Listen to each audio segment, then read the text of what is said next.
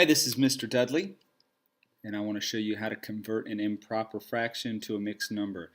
Of course, an improper fraction is a fraction where the numerator is greater than the denominator. And I'll give you an example. 28 over 10, or 28 tenths. This, if you're in my class and following along in my homework packet, this is number 1 in the homework packet. Okay, this is an improper fraction. The numerator, 28, is greater than the denominator, 10. And the way we convert an improper fraction to a mixed number is to divide. The way we remember in our class how to divide an improper fraction is to remember that the top goes in the house. And what I mean by that is the numerator goes inside the division symbol, and the denominator goes on the outside. So the top goes in the house. We divide using long division. 10 goes into 28 2 times.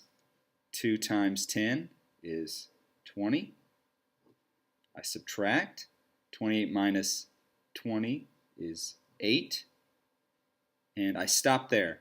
We don't want to keep going. We want this remainder because the remainder is part of the resulting mixed number. Okay, so we got 3 parts to our mixed number now.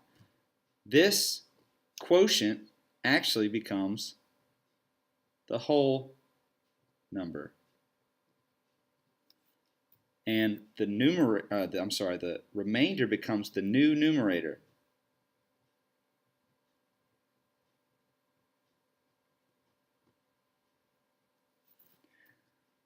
The remainder becomes the new numerator, and of course the denominator doesn't change.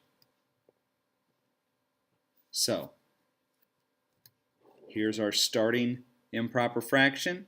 We divided and now we know what the parts are. Let's write our mixed number. The whole number is 2. We get that from right there. And our numerator is now 8.